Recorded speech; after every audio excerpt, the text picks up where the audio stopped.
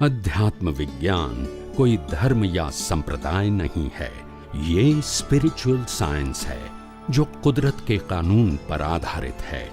ये विज्ञान पूरे ब्रह्मांड के सभी रहस्यों को उजागर करता है और जीवन के सभी पहलुओं को समझने के लिए एक नई दृष्टि देता है।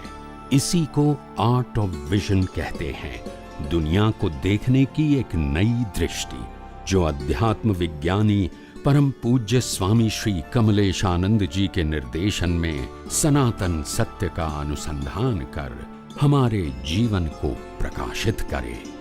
जय सच्चिदानंद। જ્ઞાન અને દર્શનનો ભેદ નથી સમજાયો। જ્ઞાન અને એ બંને વસ્તુ સૈદ્ધાંતિક રીતે જુદી છે। શું છે? જ્ઞાનમાં માત્ર અસ્તિત્વ આવે, શું આવે? અને દર્શનમાં યુનિવર્સ આવે। યુનિવર્સ એ આપણું અસ્તિત્વ નથી, આપણું અસ્તિત્વ આત્મા છું તે જ્ઞાનમાં આવે, બાકી બધું દર્શનમાં આવે। એ દર્શનને સિદ્ધાંતથી જાણવું એને કેવળ દર્શન કહેવાય, એ કેવળ દર્શનનો માર્ગ કહેવાય। અને એને શ્રદ્ધાથી જાણવું એ ધર્મનો માર્ગ કહેવાય। શું કહેવાય? દર્શનને શ્રદ્ધાથી માનવું એ ધર્મનો માર્ગ છે અને સિદ્ધાંતથી માનવું એ દર્શન છે। ખ્યાલ આવે ને? તો શ્રદ્ધાથી માને અને સિદ્ધાંતથી માને એમાં ફેર શું છે કે શ્રદ્ધા બદલાયા કરે, સિદ્ધાંત માટે દર્શન એવું જોઈએ કે જે ક્યારે બદલાય। એવું હોય તો અજ્ઞાન નાશ થાય। શ્રદ્ધાથી ક્યારે અજ્ઞાન નાશ? શ્રદ્ધા બદલાયા કરે, આજે એમના ઉપર, કાલે એમના ઉપર, પરમ દિવસે એમના ઉપર, એ તો બદલાયા કરે। પણ સિદ્ધાંત ભગવાન શ્રી રામ બોલે તો પણ એક સિદ્ધાંત, શ્રી કૃષ્ણ બોલે તો પણ, અને મહાવીર બોલે તો પણ સિદ્ધાંત ક્યારે બદલાય નહીં। પણ વ્યક્તિ ઉપર રહેલી શ્રદ્ધા છે, આજે એક ઉપર હોય તો કાલે, આજે આ ગુણને માનીએ તો કાલે આ ગુણને માનીએ, એ બધો શ્રદ્ધાનો માર્ગ કહેવાય। અને શ્રદ્ધાનો માર્ગ એટલે સંસાર ચલાવવાનો માર્ગ। શું કીધું? અજ્ઞાન નાશ નહીં કરવાનું। અને શ્રદ્ધાના માર્ગની અંદર મુખ્યત્વે પુણ્ય કરો, પાપ ન કરો, અને પાપ થાય તો આ માર્ગ શ્રદ્ધાનો છે। અજ્ઞાન નાશ કરવામાં પાપ પુણ્ય પ્રાયશ્ચિત સબ્જેક્ટ જ ના આવે। શું ના આવે? સબ્જેક્ટ જ ના આવે। એ તો જેનાથી પાપ પુણ્ય થાય છે એ અજ્ઞાનનો જ નાશ કરવાનો, એટલે પુણ્ય પણ ના થાય અને પણ ઘણાને એવું લાગે કે ભાઈ આ આપણો છેલ્લો અવતાર તો છે ને, તો શું આગલા અવતારમાં આપણે સિદ્ધાંતના માર્ગે ચાલીશું અને જો પુણ્ય નહીં બંધાય તો પછી આગલું જીવન કેવું આવશે? આવો પ્રશ્ન થાય ને? થાય ને? ત્યારે સમજવાનું। હું આ બધું એટલા માટે બોલું છું, તમારા પ્રશ્નો મનમાં હોય ને ખુલાસો કરી દઉં છું, એટલે આખું પેકેજ કોઈ આપણે તો જવાબ મળી જાય, પૂછવું પડે। મારું કામ તમને ખુલાસા કરવાનું છે, નવા પ્રશ્ન અનનેસેસરી ઊભા કરવાનું નથી। એટલે કુદરતનો કાનૂન એવો છે કે જે અજ્ઞાન નાશ કરવાના માર્ગે છે, એ માર્ગ મુક્તિનો માર્ગ છે। કયો માર્ગ છે? મુક્તિનો માર્ગ। અને પાપ પુણ્યને પ્રાયશ્ચિતનો માર્ગ સંસારનો છે।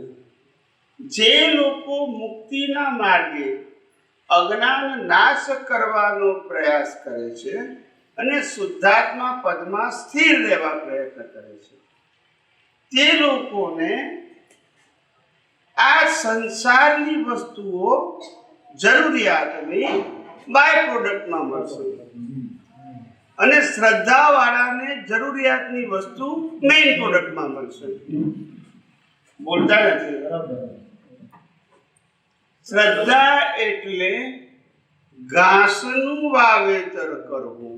બોલતા નથી.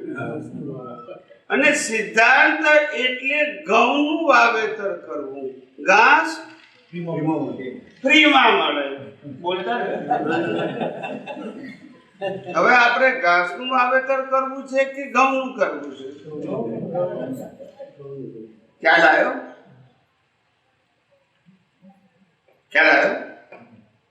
એટલે તમે જુઓ, જેટલા પણ તીર્થંકર હોય, જેટલા ચક્રવર્તી હોય, જેટલા વાસુદેવ હોય, જેટલા પ્રતિવાસુદેવ હોય, આ બધા જ જ્ઞાની છે. એવું નહીં કે સંપૂર્ણ, પણ જ્ઞાની છે.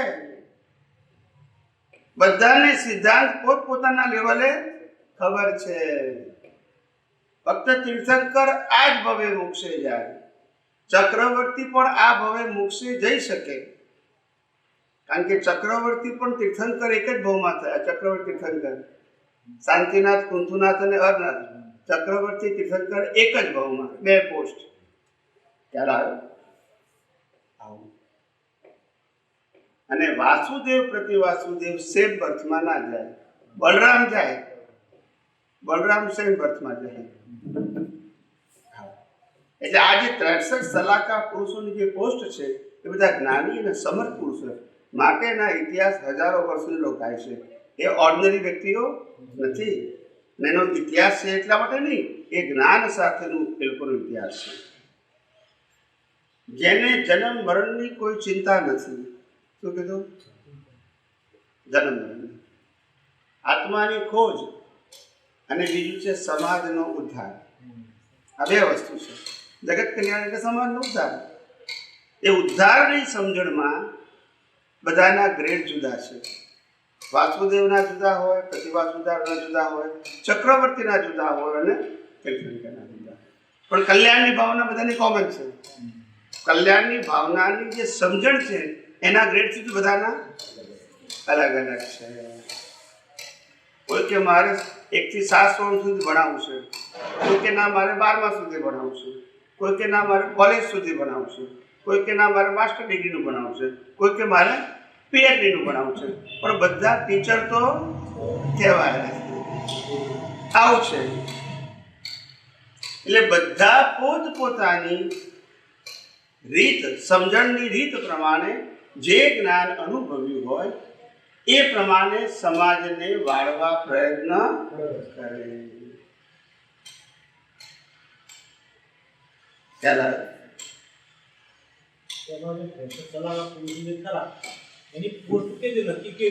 કુદરત નક્કી કરે એની ક્વોલિટી ઉપર, એની ભાવનાની ક્વોલિટી ઉપર.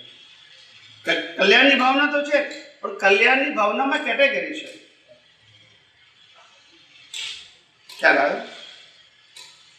કલ્યાણની ભાવનામાં કેટેગરી છે.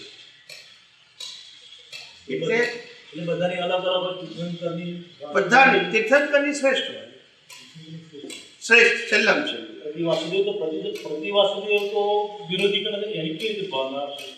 પ્રતિવાસુદેવ ને વાસુદેવની રીત જુદી હોય. શું છે? એની રીત પાછળ માન્યતા છે ને.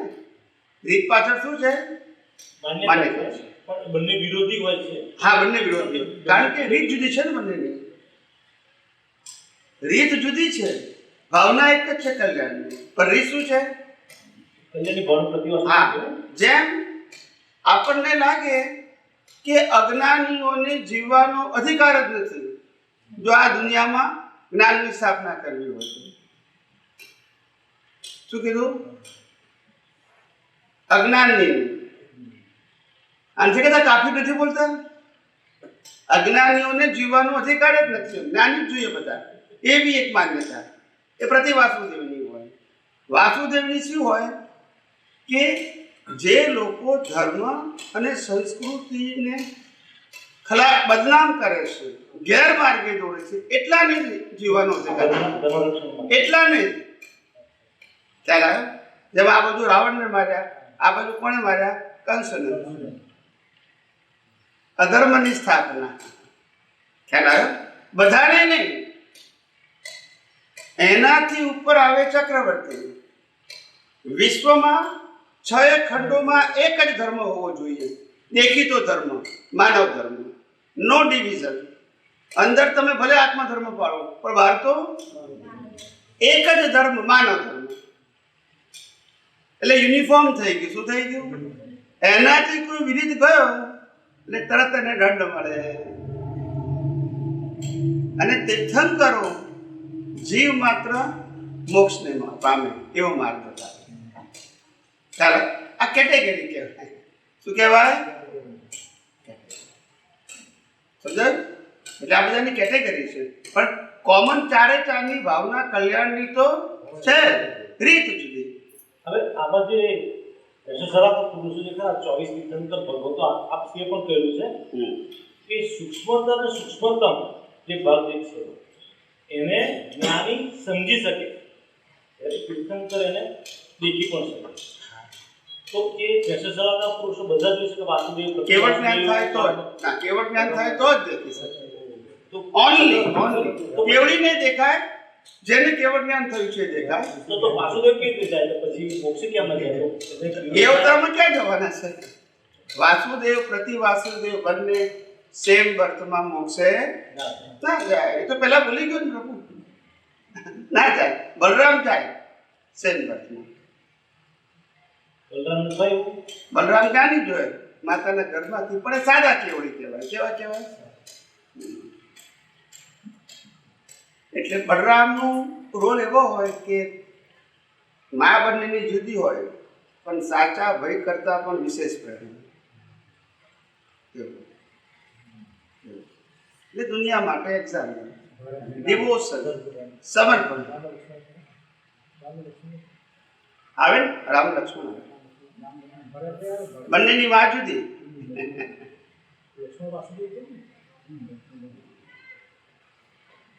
એટલે આવું હોય. એનીવે, એટલે કહેવાનો મતલબ એવું છે કે દરેક વસ્તુને એના રેફરન્સ ટુ કોન્ટેક્ટમાં સમજવું પડે. દર્શન એટલે સનાતન સત્ય. દર્શન એટલે કુદરતનો કાનૂન. દર્શન એટલે યુનિવર્સલ ટ્રુથ. સાંપ્રદાયિક સત્ય, જ્ઞાન, દર્શન અને મોહ નિયમ. જ્ઞાન, દર્શન અને મોહ નિયમ. અને ચોથું અંતરાય કર્મ. આ ચારને ઘાતી કર્મ કહેવાય. શું કહેવાય? ઘાતી કર્મનો ક્ષય થાય તો કેવળ જ્ઞાન થાય, અને ઘાતી કર્મ પછી અઘાતીનો ક્ષય થાય તો નિર્વાણ થાય. ઘાતી કર્મ પછી ઘાતી કર્મ સાથે અઘાતી થાય તો રિબર્થ થાય. આ બધું સમજવું પડે. એટલે જે આત્માનો ઘાત કરે છે, શું કરે છે? આત્માની અનંત શક્તિનો ઘાત કરે છે. ઘાતનો મતલબ હોવા છતાં અનુભવવા દેતું નથી એવું જ્ઞાન આવરણ, દર્શન આવરણ અને મોહનીય કર્મ હોવાથી એ 3 આવરણને કારણે આત્માની અનંત શક્તિનો અનુભવ થવા દેતું નથી. આત્માની શક્તિ તો અનંત છે, પણ મને અનુભવ નથી. હવે ખ્યાલ આવ્યો? એટલે ભારત વર્ષમાં જ્ઞાન, દર્શન, જ્ઞાનાવરણ, દર્શનાવરણ અને મોહનીય કર્મ, એમાં 3ની સિમ્પલ વ્યાખ્યા આ આધ્યાત્મ વિજ્ઞાન આપી. 3ની સિમ્પલ વ્યાખ્યા. જ્ઞાન આવરણ એટલે અસ્તિત્વ. હું કોણ છું તેનું જ્ઞાન ન હોવું એને જ્ઞાન આવરણ કહેવાય. અથવા તો હું દેહધારી છું એવું માનવું એને જ્ઞાન આવરણ કહેવાય. હું નામધારી છું એવું માનવું એને જ્ઞાન આવરણ કહેવાય. દર્શન આવરણ એટલે આ મન વચન કાયા, આ મન વચન કાયાની ક્રિયા હું કરું છું. સત્તા સંપત્તિ સંબંધ સાધન મારા છે. પાપ પુણ્ય હું ભોગવું છું. મારા નિમિત્તે બીજા ભોગવે છે. ખ્યાલ આવ્યો? આ દુનિયા ભગવાન ચલાવે છે. આ બધું દર્શન આવરણમાં આવે. દર્શન આવરણ કયું? સમજાય છે?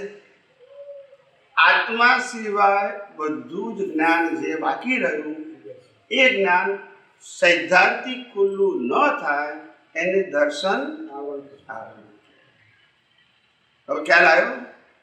અને મોહનીય કર્મ એટલે 5 ઇન્દ્રિયોથી જે અનુભવમાં આવે છે એમાં સુખ છે એવું માનવું એનું નામ મોહનીય કર્મ. એ મોહનીય કર્મ નિર્મોહી ક્યારે થાય? કે સુખ કેવળ આત્મામાં જ છે એવું માનવું એને નિર્મોહી કહેવાય. હવે આ 3 પ્રકારના જ્ઞાન પ્રાપ્ત થાય. સમ્યક જ્ઞાન પ્રાપ્ત થાય, સમ્યક દર્શન પ્રાપ્ત થાય અને નિર્મોહી દ્રષ્ટિ પ્રાપ્ત થાય. આ 3 વસ્તુના પુરુષાર્થને કારણે દિવસે દિવસે તમે અજ્ઞાનને નાશ કરી શકો. હું શુદ્ધાત્મા છું અને સુખ એ મારો સ્વભાવ છે. એ મેળવવાનો ગુમાવવાનો વિષય નથી અને મારા સિવાય બાકી બધું કુદરતી રચના છે. એ સમ્યક દર્શન. આ 3નું એક નામ અજ્ઞાન અને આ 3નો પુરુષાર્થ કરવો એ અજ્ઞાન નાશ કરવાનો રસ્તો. એ પુરુષાર્થ દ્વારા અજ્ઞાન 0 થઈ જાય એનું નામ કેવળ. કેવળ દર્શન પછી અહંકારનું અસ્તિત્વ હોતું કારણ કે પુરુષાર્થ કરવાનો રહ્યો નહીં. એટલે કેવળ જ્ઞાનનું શું પડે? એટલે નેક્સ્ટ બર્થમાં માતાના ગર્ભમાંથી જ સ્પષ્ટ વેદન. જેવો દેહ બંધાય કે અંદર આત્મા બે જુદો જ હોય કારણ કે સામીપ્ય ભાવ વાળો અહંકાર સામીપ્ય ભાવથી ભ્રાંતિ ઉત્પન્ન થાય છે. પણ પેલાને તો સામીપ્ય ભાવ કરવા વાળો અહંકાર જ નથી. તો સામીપ્ય ભાવ કેવી ઉત્પન્ન થાય? ના થાય. એ દેહ અને આત્મા બે ખરા પણ બે કેવા હોય? એને સ્પષ્ટ વેદન કહેવાય. શું કહેવાય? એ સ્પષ્ટ વેદન એટલે આત્માનો અનુભવ. હજુ યુનિવર્સ તો જોવાનું બાકી રહ્યું. અજ્ઞાન ગયું એટલે સૈદ્ધાંતિક જ્ઞાન તો ખુલ્લું થઈ ગયું પણ જોવાનું હજુ. એટલે પેલું બીજ નાખ્યું હતું કેવળ જ્ઞાનનું એ નેક્સ્ટ બર્થમાં હવે માતાના ગર્ભમાંથી સ્પષ્ટ વેદન પછી એની ડ્યુ ડેટે કેવળ જ્ઞાન થાય. શું થાય? એ કેવળ જ્ઞાન થાય ત્યારે બ્રહ્માંડના રહસ્યો શું થઈ જાય? વિઝ્યુઅલમાં ખુલ્લા થાય. પેલા સિદ્ધાંતમાં ખુલ્લા થાય, દર્શનમાં. આ વિઝ્યુઅલમાં. એટલે કેવળ જ્ઞાનમાં જોઈને કહે છે કેવળ જ્ઞાનીઓ તીર્થન કરો. જ્ઞાનીઓ દર્શનમાં જુએ. દાદા ભગવાન શેમાં જોઈને કહે? દર્શનમાં. અને કેવળ જ્ઞાનીઓ કેવળ જ્ઞાનમાં જોઈને કહે.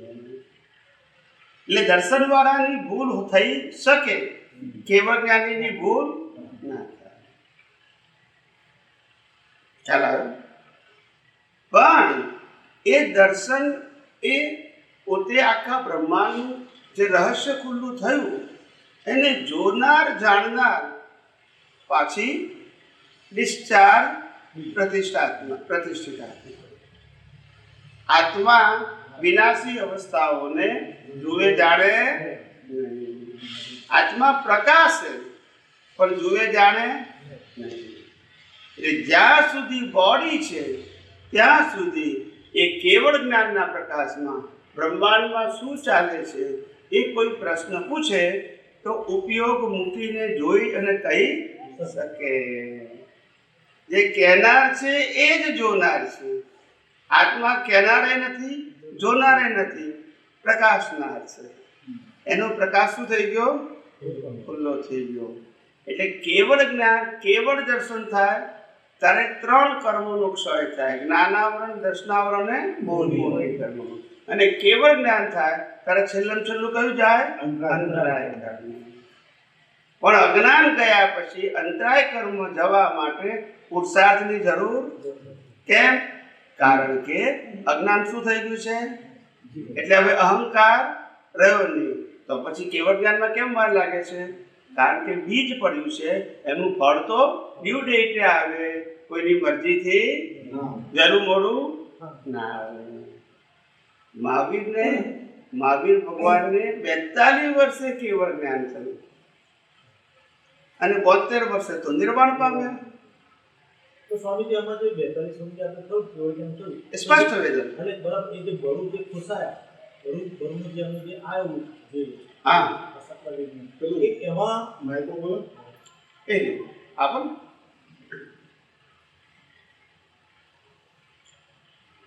એટલે તમને કેવળ જ્ઞાન થયું નતું ને? કોણ? મહાવીર સ્વામીની વાત કરું છું. હા, એ કેવળ જ્ઞાન થયા પછી એવું એમના વસાપાનું વિધની એવું જે બરુનો જે છે જે આવ્યું બરાબર છે એમનું, એ એમને કેવળ જ્ઞાન થયા પછી કે કેવળ જ્ઞાન પહેલા? એ તો સરપેટ હાઉસમાં રહેતો તો એ કેવળ જ્ઞાન પછી હતું.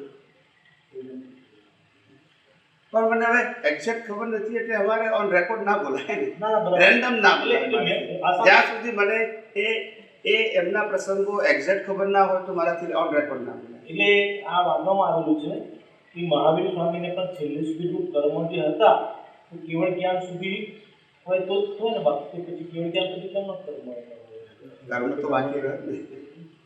કર્મ તો નિર્વાણના છેલ્લા શ્વાસ સુધી કર્મ તો હોય. કર્મ વગર નામ કર્મ, ગોત્ર કર્મ, વેદનીય કર્મ, આયુષ્ય કર્મ એ તો છેલ્લા શ્વાસ સુધી હોય. એને અઘાતી કર્મ કહેવાય. શું કહેવાય? તો વેદનીય કર્મમાં ના આવે. સિદ્ધાંતની વાત છે. પછી હવે કોઈ શ્રદ્ધાથી વાત કરે જુદી વસ્તુ છે. સિદ્ધાંતમાં તો 4 કર્મો બાકી હોય. કારણ કે પરિણામ છે ને, પરિણામ ગમે ત્યારે આવી શકે.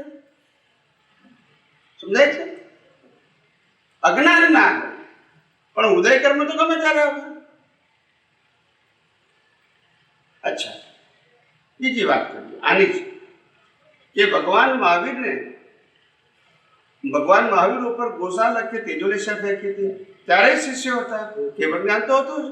કેવળ જ્ઞાન પહેલા તો શિષ્ય હોય નહીં. ચરમ શરીર તો માતાના ઘરમાંથી જ હોય. તીર્થંકર તો માતાના ઘરમાંથી હોય ને. કેવળ જ્ઞાન પછી થોડું તીર્થંકર હોય તો ઘરમાંથી જ હોય. તીર્થંકરનું શરીર ચરમ શરીર હોય. એટલે એવું નહીં કે કેવળ જ્ઞાન તો એક સ્ટેટસ છે. આપણે અંકો થોડો કરો ને, ધીમો કરજો.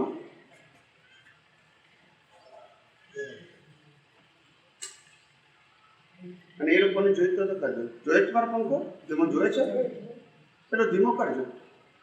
આ લોકોને કરજો. બધામાં ધીમો જ કરજો. અવાજ આવે એવો ના કરશો.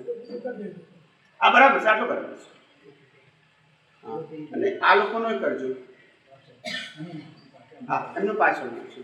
આવો ધીમો જ કરજો. અને જો એક જ સ્પીડે ચાલે તો પછી બંધ કરી નાખજો. આમાં તો આ ખબર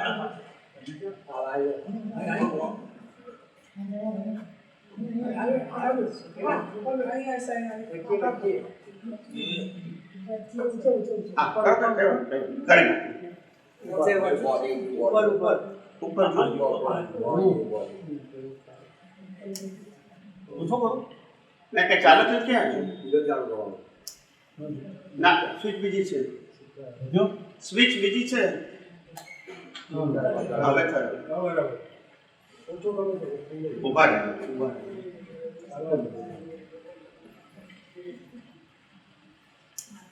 બરોબર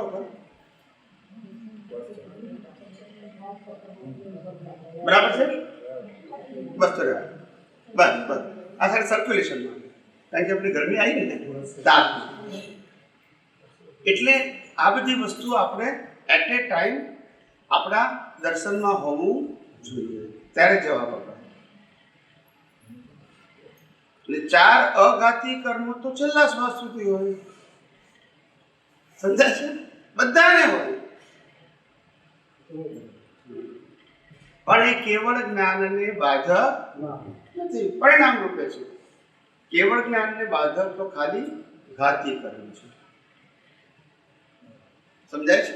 મહાવીર હોય પણ હે મહાવીરના દેહને હોય એ તો એમ હોય ના જ્ઞાન દર્શનના આવરણ ઉડી ગયા, એ ના, એ તો આગલા અવતારમાં જ જતા રહે.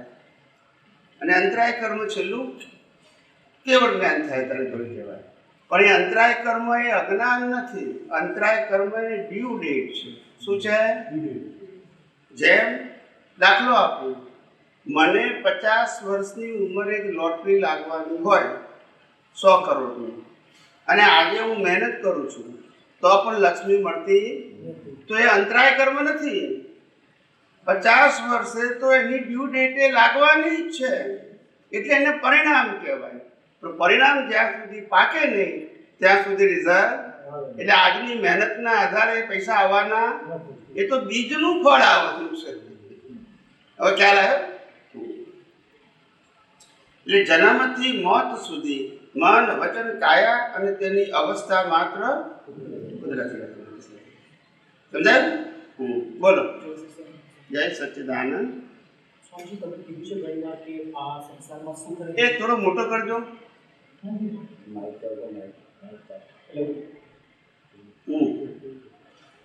તમે જેમ કીધું છે કે સુખ અને દુઃખ જેવું કશું હોતું નથી, અને ના તો પણ અત્યારે આપણે જોવા જઈએ કે જે કન્ટ્રીમાં યુદ્ધ ચાલી રહ્યું છે તો એ લોકોને જે રોટી કપડા મકાનની જે કિંમત છે તો એમાં તો વાસ્તવિકતા દેખાય છે કે એ લોકો સુખી નથી. તેમાં એવું કઈ તો કહી શકાય કે આ કલ્પનાથી મતલબ આ તો ફેક્ટ છે. હા, એટલે શું પણ ફેક્ટ છે એટલે શું? એટલે મારો ક્વેશ્ચન એ હતો કે સુખ અને દુઃખ એ એવું કેમ કહેવામાં આવે છે કે આ કલ્પનાથી સુખ અને કલ્પનાથી દુઃખ છે?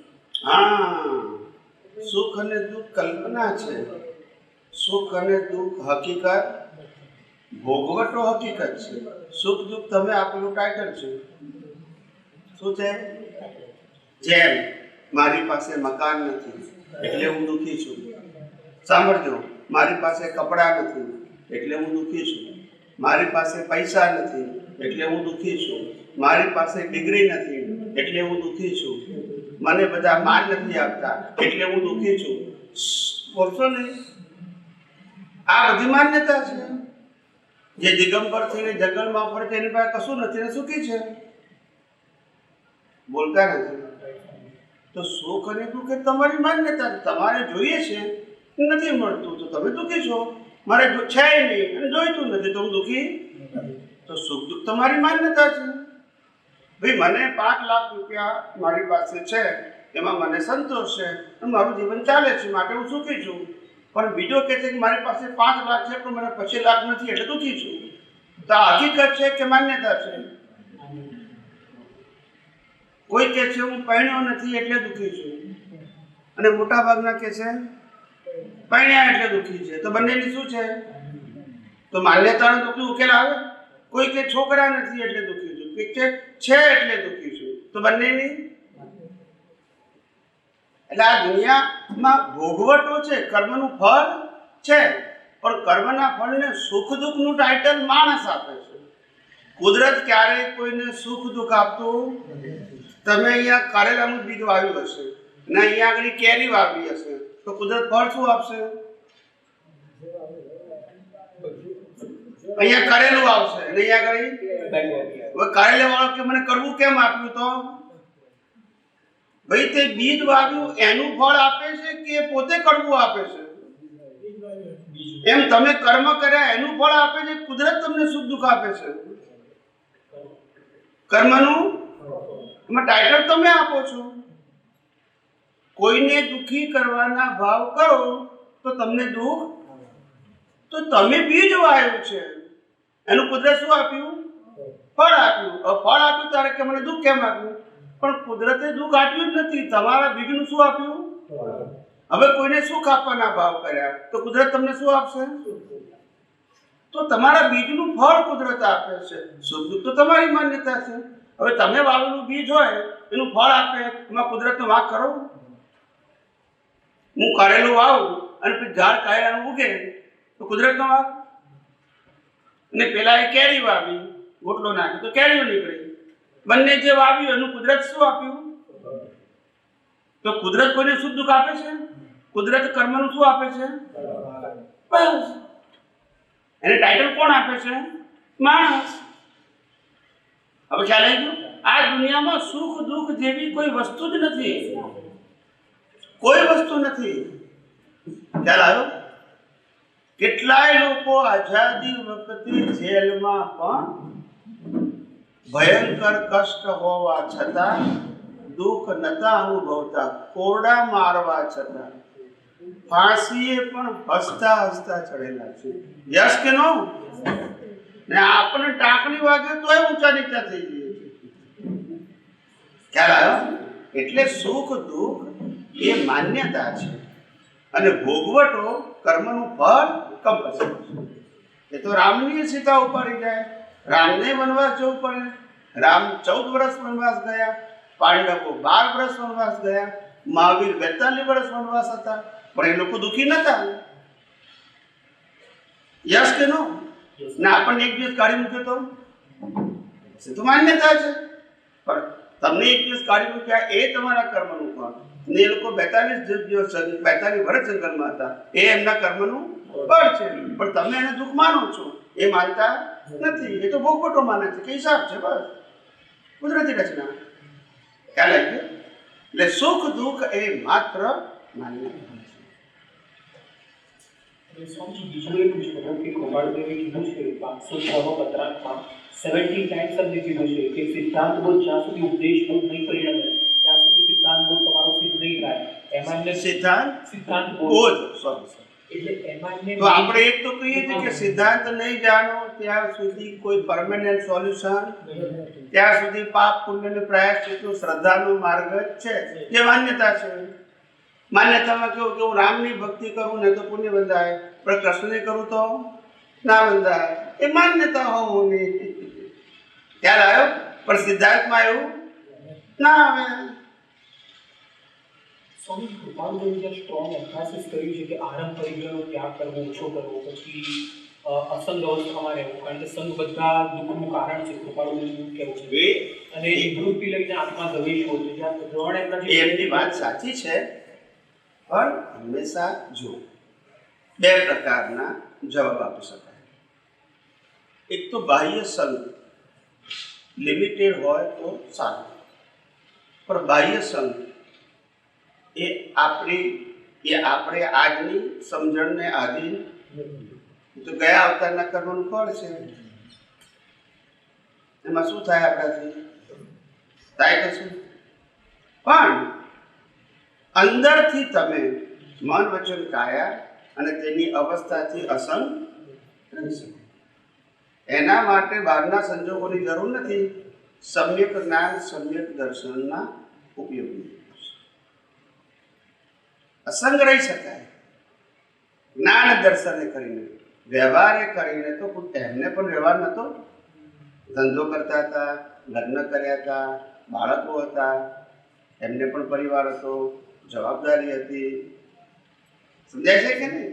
તો પછી સ્વામીજી, ભારત સિવાયના જેટલા પણ ફર્સ્ટ વર્લ્ડ કન્ટ્રી જ્યારે કહેવાય છે તો ત્યાં કૃપાળુદેવે જ્યારે પૂછ્યું હતું કે યોગના લોકો આટલા સમૃદ્ધિ છે, શક્તિ છે, તો કૃપાળુદેવે એવું હતું કે આ લોકોનું પુણ્યનું બંધી કરવું ઉતરે છે, પાપાનું બંધી પુણ્ય કેવું કંઈ નથી. તો આપણા સાયન્સ પ્રમાણે શું છે એક્ઝેક્ટલી? એટલે એમાં અપવાદ હોય શેમાં પુણ્યનો ઉદય છે એવું કીધું? એટલે જે આપણે જોઈએ છે સમૃદ્ધિ જે જોઈએ છે ફર્સ્ટ વર્લ્ડ કન્ટ્રી, પૈસાની હોય, સાયન્સની, ટેકનોલોજી, મેડિસિનની, જે લોકો શોધખોળ કરે છે, તો એ સંદર્ભમાં સ્વામી છે. તો એ લોકોનું પાપાનું બંધી પુણ્ય કહેવાય કે પછી કયું પુણ્ય હોય છે? આટલું બધું સાયન્સ, એઆઈ, અત્યારે ટેકનોલોજી એ લોકોએ ખોરી.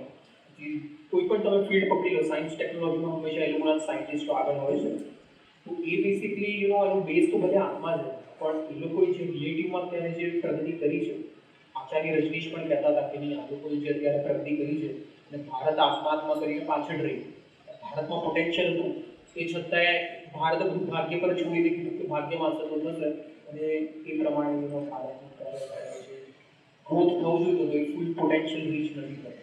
તો એ સંદર્ભમાં તમારા શું વિચાર છે? પણ હવે થયું, પણ હવે થઈ રહ્યું છે.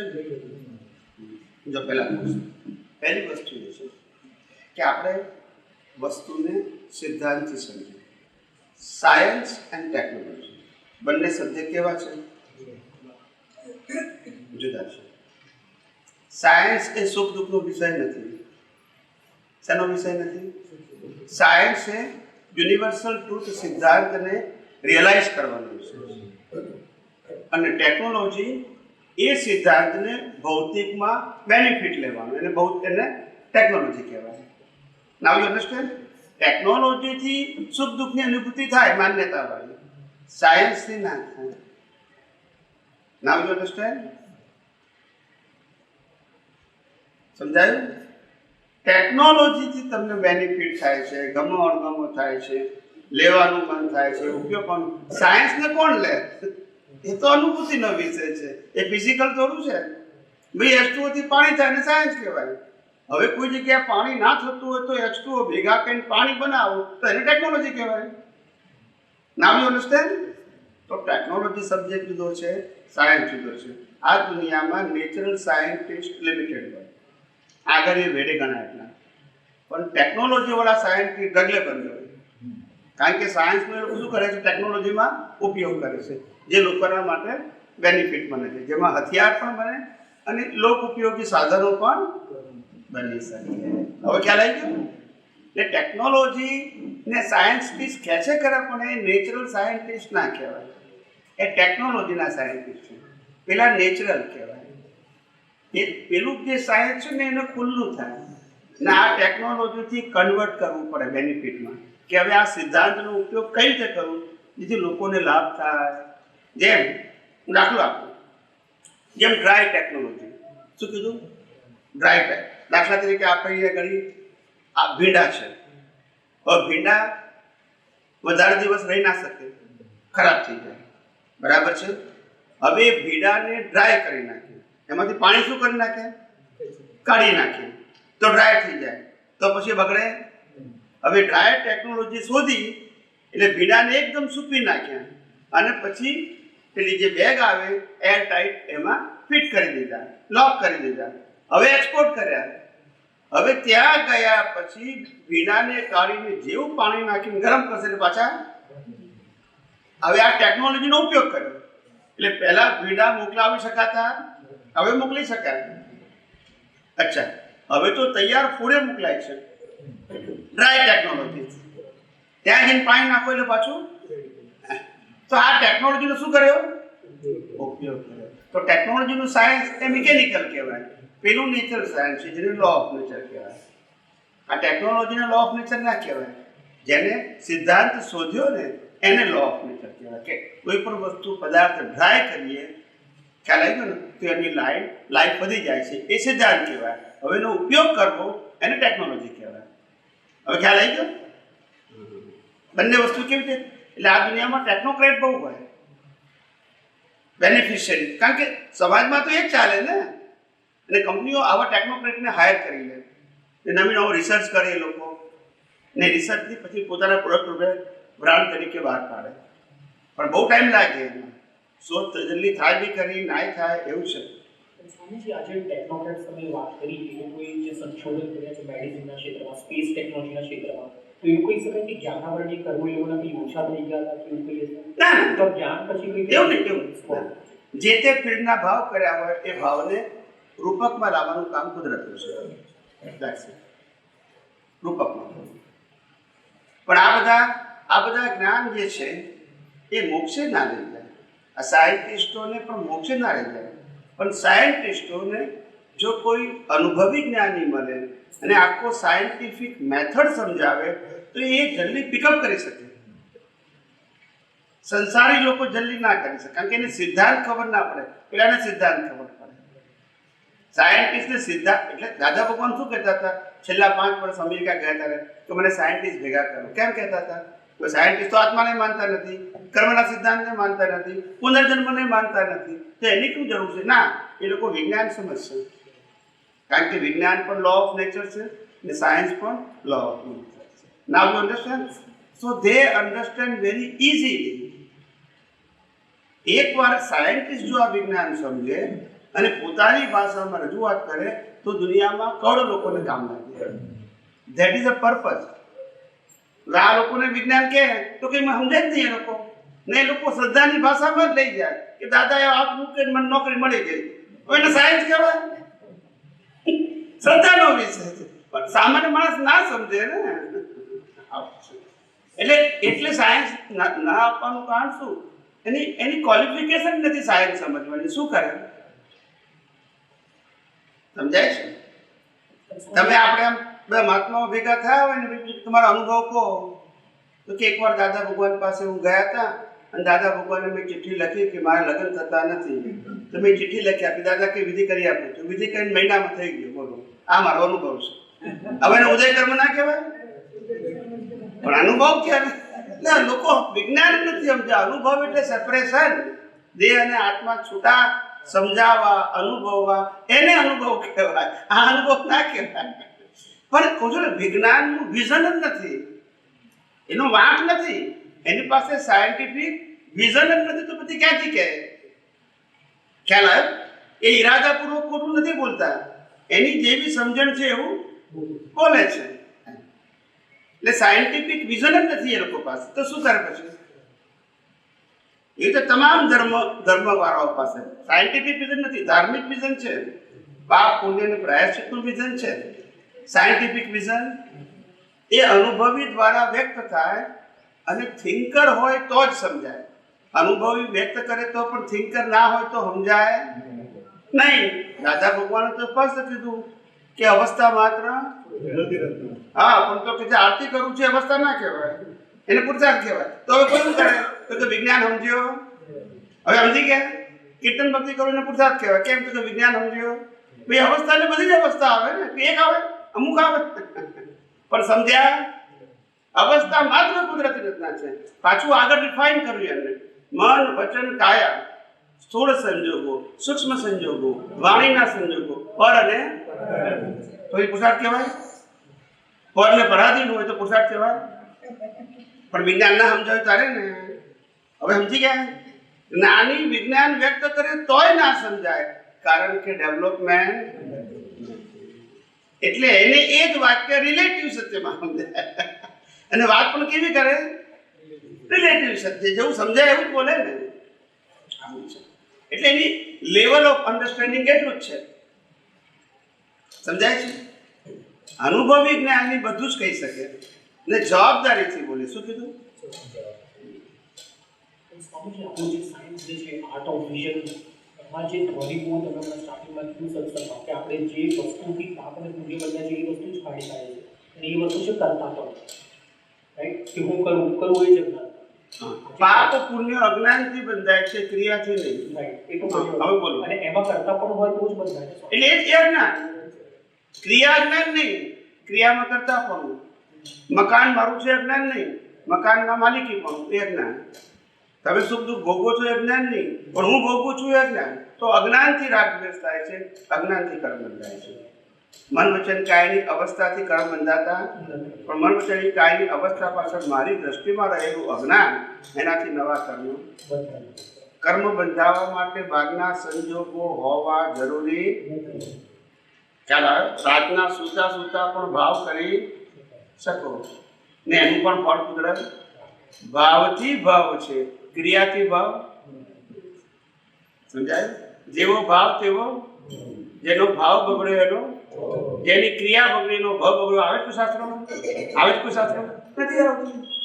પણ તોય જગતના લોકોને આજે પણ ક્રિયાનું મહત્વ સમજાય છે, કારણ કે લેવલ ઓફ અન્ડરસ્ટેન્ડિંગ કેવું છે?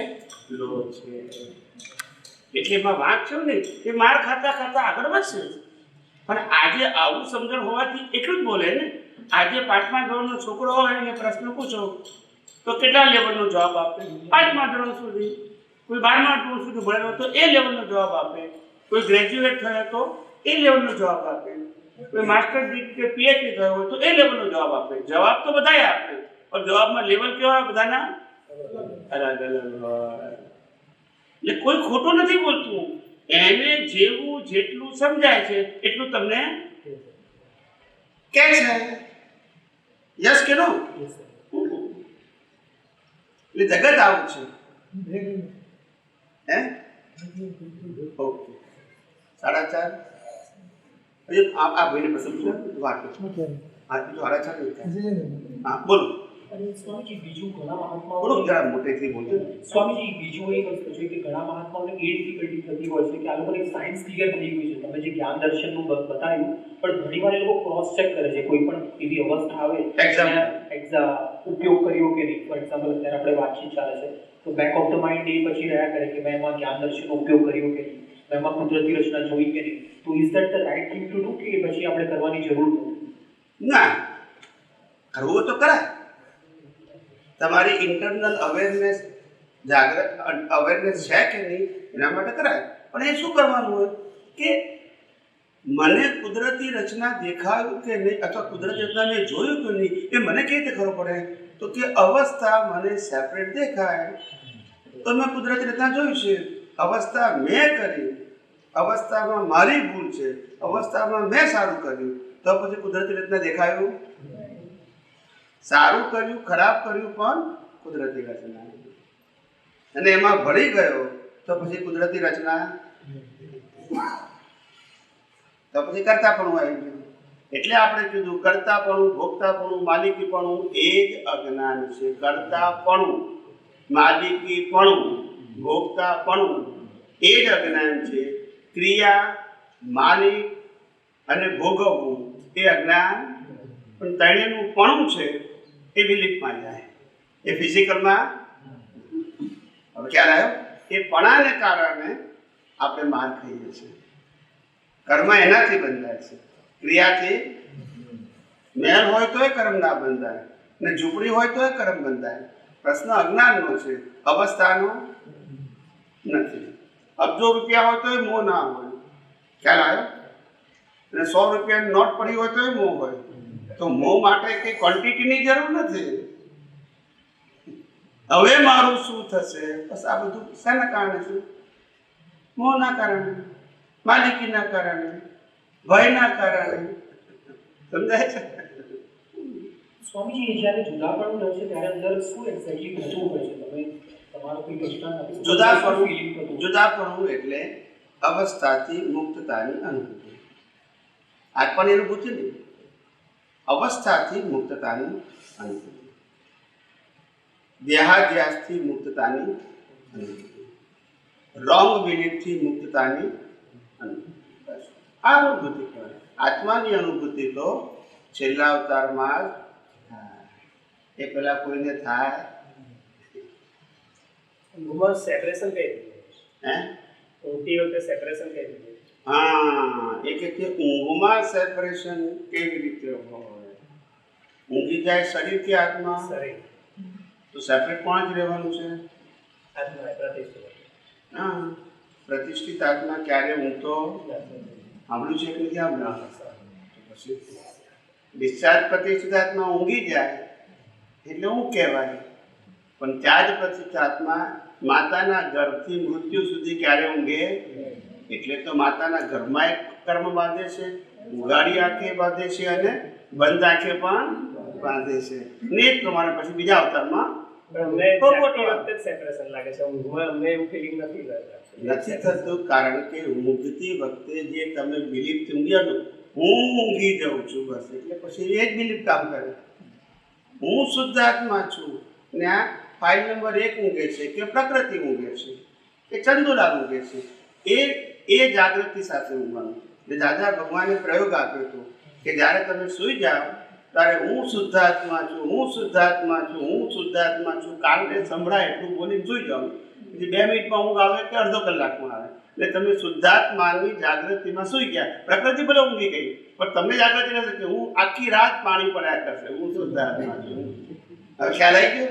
અને હું ચંદુલાલ છું ઊંઘી જતો, ચંદુલાલની જાગૃતિ રાખી રાત. આ સાયન્સ છે.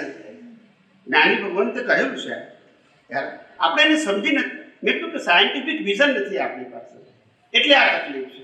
જેનું મહત્વ આપવું જોઈએ આપતા જ નથી. ત્યારે દાદા ભગવાને કીધું કે આ ઓછી મહેનતે વધારે ફાયદો છે. આ બધી વાતો કરી છે એમને, પણ પકડાય નહીં ને. પકડાય નહીં ને. સમજાય છે? આ તો વિજ્ઞાન છે તો સમજણ પડે, તો સમજણ જ ના પડે આ બધી વસ્તુની, કઈ ના સમજણ પડે. પ્રતિષ્ઠિત આત્મા શું, પ્રતિષ્ઠિત આત્માની જાગૃતિ, કોઈને કઈ સમજણ નથી, અનુભવ નથી ને, નોલેજ છે. ઘણા તો કે પ્રતિષ્ઠિત આત્મા આપણે હોય જ નહીં, હવે સમજણ જ નથી ને એ લોકોને. આવું છે. પ્રતિષ્ઠિત આત્મા એ નથી, પાછો પુરુષાર્થ તો કરવાનો જ પાછો, તો કરશે કોણ? એટલે કહું છું ને, જેને સિદ્ધાર્થનું જ્ઞાન નથી એ ગમે ત્યારે ગમે તે બોલી શકે. પ્રતિષ્ઠિત આત્મા તો આપણે પહેલા અહંકાર તરીકે જ બધા વાત કરતા તો અહંકાર જ છે ને. પણ અહંકાર પોઝિટિવ નેગેટિવ બે હોઈ શકે ને. સંસારલક્ષી અહંકાર હોય, આત્માલક્ષી હોય. આત્માલક્ષી અહંકારને સમ્યક કહેવાય, સંસારલક્ષીને મિથ્યા કહેવાય. પણ અહંકાર ના હોય તો પછી પુરુષાર્થ કેવી રીતે હોય? આ તો પુરુષાર્થ કરવાનો અને અહંકાર નથી, બે વસ્તુ હોઈ શકે? કારણ કે સમજણ નથી. હવે ખ્યાલ આવ્યો? એટલે સમજણ નથી એ વ્યક્તિઓ ગમે તે બોલી શકે, અમારાથી ના બોલાય. ખ્યાલ આવ્યો? અમે આ કુદરત અમને જે આ સનાતન સત્યના સિદ્ધાંતો બતાવે એ જ બોલવાનું. એ જગત એક્સેપ્ટ કરે કે ના કરે, અમે ફેરફાર ના કરીએ. ના એક્સેપ્ટ કરે તો ના કરીએ. એમને કેમ કે તમને જે અનુકૂળ લાગે એ માનો. અમારે જે કહેવાનું હતું એ કહી દીધું. હવે તમારે માનવું ના માનવું તમારી મરજી છે. તમે માનશો તો એ સનાતન સત્યને માનો છો, નથી માનતા તો એને નથી માનતા. મને માનતા નથી, કારણ કે આ વિજ્ઞાન મારું બનાવેલું, મારું ઓપિનિયન નથી. મને શું વાંધો છે? તમે માનો તો વાંધો નથી, ના માનો તો. હું તો પ્રેઝન્ટ કરનાર છું, વિજ્ઞાનને પ્રેઝન્ટ કરનાર છું. માલિક નથી. માલિક હોય એને તકલીફ થાય. શું થાય? ના સમજાય? કોઈ કે મને આ વિજ્ઞાન નથી ગમતું, તો કઈ વાંધો નહીં. વાંધો શું છે આપણને? આ પહેલો અવતાર થોડો વિજ્ઞાન નથી ગમતું. આટલા વખતે વિજ્ઞાન ગમતું હતું ક્યાં? બીજા ઓર વધારે. વાંધો શું છે આપણને? ના ગમતું હોય તો વાંધો શું છે આપણને? આપણને શું વાંધો છે? એની મરજી છે. કર્મ એને બાંધવાના છે, કર્મ એને ભોગવવાના છે. આપણને શું વાંધો હોય? સમજાય છે ને? એટલે જ્ઞાનીઓ બધા આવા હોય. માઇક આપો એમને. એક મિનિટ પછી આપલું. હા, એક પદ બોલો તમે. પદ બોલો પ્રભુ. પછી તમે પ્રશ્ન પૂછો.